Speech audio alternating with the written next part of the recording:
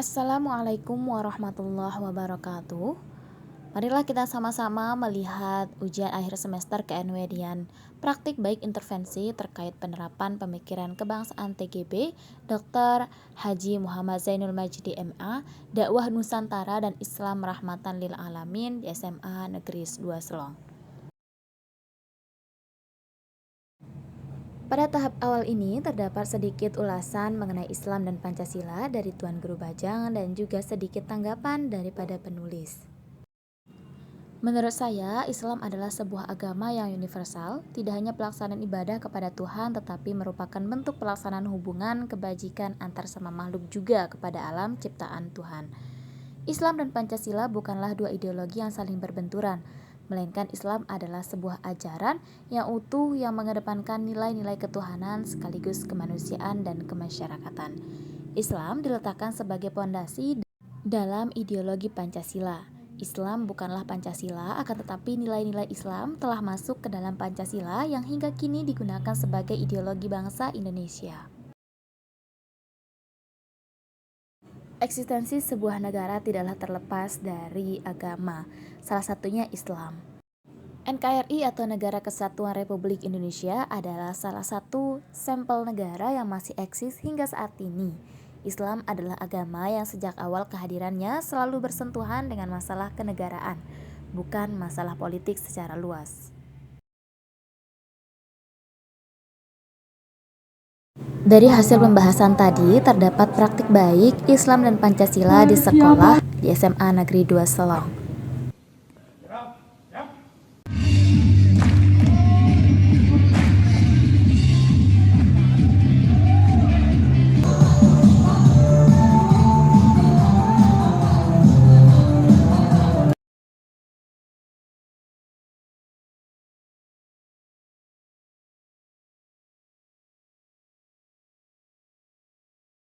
Kemudian pada tahap ini terdapat sedikit ringkasan mengenai politik sebagai media dakwah dan dakwah Nusantara.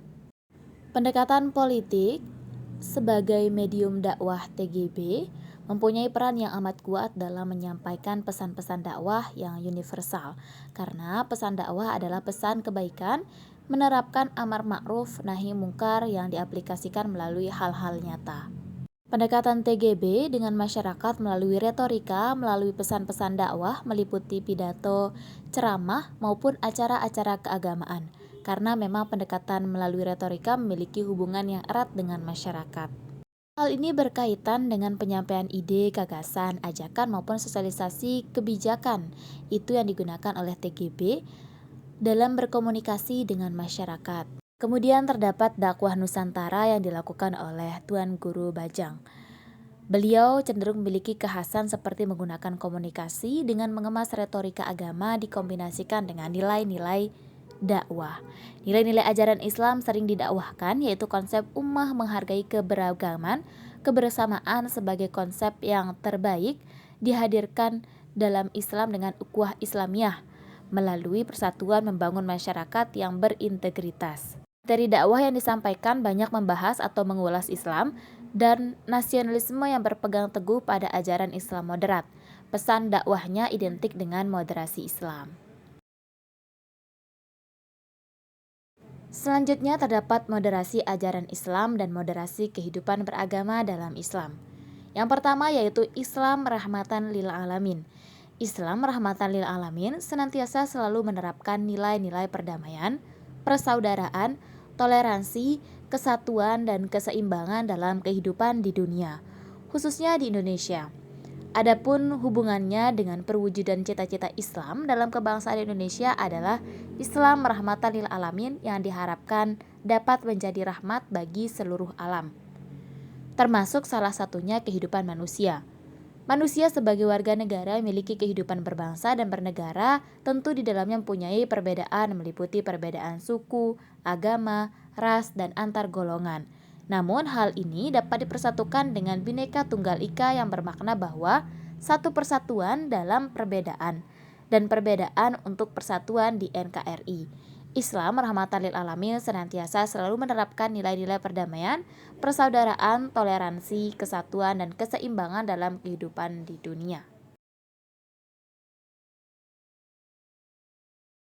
Selanjutnya berkaitan dengan moderasi agama. Moderasi agama harus dipahami sebagai sikap beragama yang seimbang antara pengalaman dan agama sendiri dan penghormatan kepada praktik beragama orang lain yang berbeda keyakinan. Salah satu prinsip dasar dalam moderasi beragama adalah selalu menjaga keseimbangan di antara dua hal. Misalnya keseimbangan antara akal dan wahyu, antara jasmani dan rohani, antara hak dan kewajiban, antara kepentingan individual dan kemaslahatan komunal, antara keharusan dan kesukarelaan, antara teks agama dan ijtihad tokoh agama, antara gagasan ideal dan kenyataan, serta keseimbangan antara masa lalu dan masa depan. Kemudian terdapat ukhuwah dalam Islam. Ukhuwah dalam Al-Quran diperkenalkan beberapa macam, yaitu ukhuwah wataniyah, sebuah hubungan antar sama anak bangsa, dan ukhuwah Islamiyah, yaitu hubungan antar sama pemeluk agama Islam, dan ukhuwah basyariyah, yaitu hubungan antar sesama manusia. Ketiga ukhuwah ini memerlukan beberapa aspek untuk saling berkaitan satu sama lain. Kemudian di sini terdapat praktik baik saya sebagai guru dalam memberikan pengajaran dan menerapkan rahmatan lil alamin dan ukhuwah wataniyah dan ukhuwah Islamiyah serta ukhuwah basyariyah di sekolah. Sebagai guru, saya tidak perlu menjadi politikus untuk dapat memberikan dakwah. Melalui keberadaan saya menjadi guru dapat membantu saya untuk memberikan dakwah kepada peserta didik.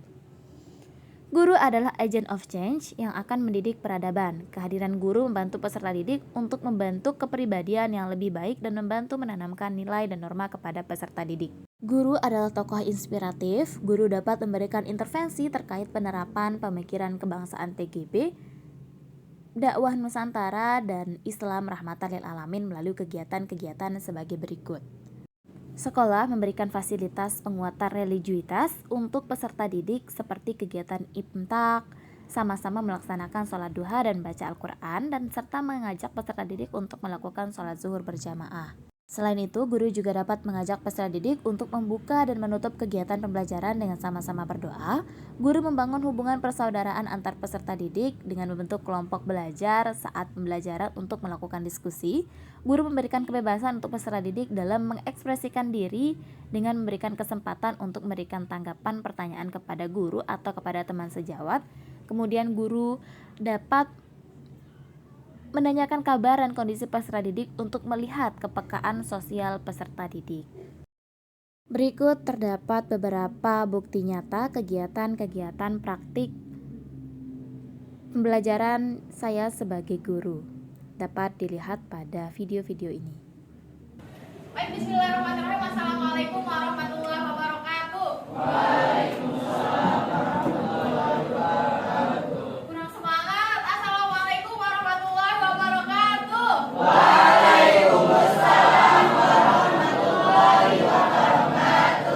Karena Allah suka yang ganjil-ganjil, sekali lagi ya. Assalamualaikum warahmatullahi wabarakatuh.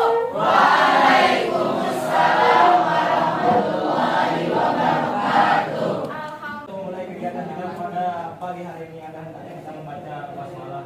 Bismillahirrahmanirrahim. Dia Faruk Azhari. Nggak masuk kenapa? Oh, belum ada keterangannya. Baru hari ini berarti nggak masuknya. Sakit dulu kemarin, dia mual-mual kemarin. Tapi tidak ada surat keterangannya. Yang lain dijemput sama mamanya. Oh, dijemput sama mamanya. Dari sekolah kemarin.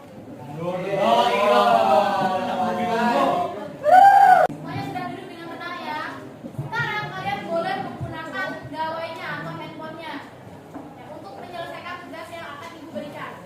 Tugas ini harus dapat kalian selesaikan dalam kurun waktu 15 menit. Kurang atau lebih? Nah, 20 menit ya kalau gitu ya. 20 menit.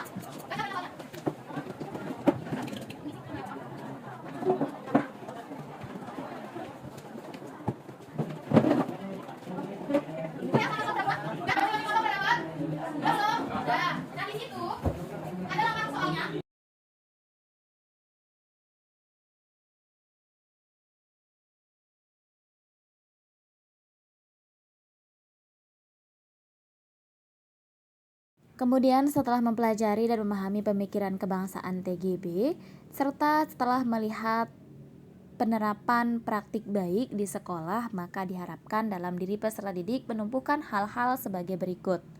Peserta didik dapat melakukan pengamalan nilai-nilai agama yang kuat, dapat menumbuhkan cinta pada agama, tanah air, dan bangsa.